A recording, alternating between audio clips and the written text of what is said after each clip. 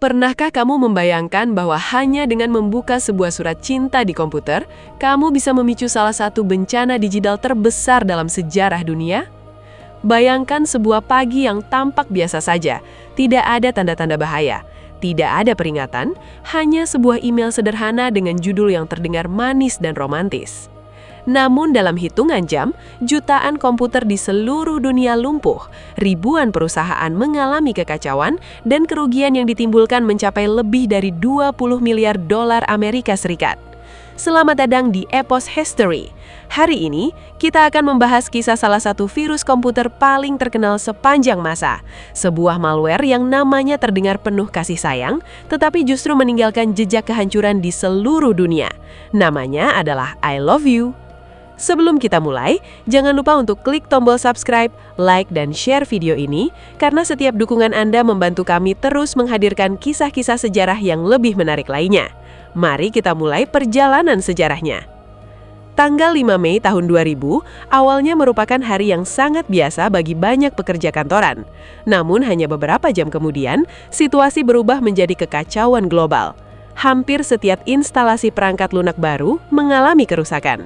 Lebih dari 13.000 malware terdeteksi hanya dalam satu gedung perkantoran, dan jaringan komputer di berbagai negara mulai tumbang satu persatu. Penyebabnya adalah sebuah worm komputer yang sedang menyebar melalui internet dengan sangat cepat. Ironisnya, worm ini menggunakan nama I Love You dan menyamar sebagai surat cinta dari seorang pengagum rahasia. Virus ini bahkan kemudian tercatat dalam Guinness World Records sebagai salah satu virus komputer paling ganas yang pernah ada. Virus ini berasal dari Filipina dan diduga dikembangkan oleh dua programmer muda bernama Onel de Guzman dan temannya Reonel Ramones. Mereka diduga mengembangkan virus tersebut dengan menggabungkan berbagai potongan kode berbahaya yang sudah beredar di internet saat itu. Keberhasilan I Love You sebenarnya tidak hanya dibantu oleh kecanggihan teknologinya, tetapi juga pada kebiasaan pengguna komputer yang kurang memahami risiko keamanan digital. Pada saat itu, Microsoft baru saja merilis Windows 2000. Salah satu fitur yang dianggap memudahkan pengguna adalah menyembunyikan ekstensi file secara otomatis. Sebelumnya, fitur ini memang sudah ada sejak Windows 95, tetapi harus diaktifkan secara manual. Di Windows 2000, fitur tersebut menjadi pengaturan bawaan. Tujuannya sederhana, yaitu agar tampilan file terlihat lebih rapi dan mudah dipahami oleh pengguna biasa. Namun tanpa disadari, keputusan ini justru membuka peluang emas bagi para pembuat malware. Cara kerjanya sangat cerdik. Korban akan menerima email dari seseorang yang sudah ada di daftar kontak Microsoft Outlook mereka. Isi pesannya sederhana, "Kindly check the attached love letter coming from me." Terlampir sebuah file yang tampaknya hanyalah dokumen teks biasa. Nama filenya dibuat sedemikian rupa sehingga terlihat seperti file.txt. Padahal di baliknya terdapat ekstensi sebenarnya, yaitu .vbs atau Visual Basic Script. Karena Windows menyembunyikan ekstensi file, banyak pengguna hanya melihat bagian love letter for you.txt dan mengira itu adalah dokumen teks biasa. Mereka tidak menyadari bahwa file tersebut sebenarnya adalah program yang siap dijalankan. Begitu file dibuka, virus langsung aktif. Pertama, ia membuat banyak salinan dirinya sendiri dan menyebarkannya ke berbagai lokasi di dalam sistem komputer. Sebagian salinan disembunyikan, sementara sebagian lainnya menggantikan file-file pribadi milik pengguna. Foto-foto berformat JPG bisa hilang, berbagai jenis file script dapat ditimpa, bahkan sejumlah file penting perusahaan dapat rusak permanen. Virus ini juga mengubah pengaturan registry Windows, sehingga keberadaannya semakin sulit dihapus. Tidak berhenti sampai di situ, I Love You secara otomatis mengirimkan dirinya ke seluruh kontak yang tersimpan dalam Microsoft Outlook korban. Berbeda dengan virus Melissa yang muncul setahun sebelumnya dan hanya mengirim dirinya ke 50 kontak pertama, I Love You mengirimkan salinannya ke semua kontak yang tersedia. Inilah yang membuat penyebarannya berlangsung secara eksponensial dan sangat sulit dihentikan. Selain itu, virus ini membuat sebuah file bernama winbugsfix.exe. Namanya terdengar seperti program perbaikan sistem, tetapi sebenarnya digunakan untuk mencuri kata sandi pengguna. Yang membuat situasi semakin buruk adalah sifat virus ini yang sangat mudah dimodifikasi. Karena ditulis menggunakan Visual Basic Script, siapapun yang memiliki sedikit kemampuan pemrograman dapat membuka kode sumbernya hanya dengan klik kanan lalu memilih menu edit. Dalam hitungan hari, banyak programmer lain yang menerima virus tersebut mulai membuat versinya sendiri. Sebagian hanya melakukan perubahan kecil, tetapi sebagian lainnya jauh lebih berbahaya. Ada versi yang tidak hanya merusak file pengguna, tetapi bahkan menghancurkan sistem operasi secara keseluruhan hingga komputer tidak dapat digunakan lagi. Sementara itu, pihak berwenang di Filipina segera menangkap Onel de Guzman dan Reonel Ramones untuk diselidiki. Investigasi mengungkap bahwa sebelumnya, Guzman pernah mengembangkan program pencuri kata sandi sebagai proyek tesis kuliahnya. Setelah proposal tersebut ditolak, ia keluar kampus. Banyak pihak meyakini bahwa I Love You merupakan pengembangan dari proyek tersebut.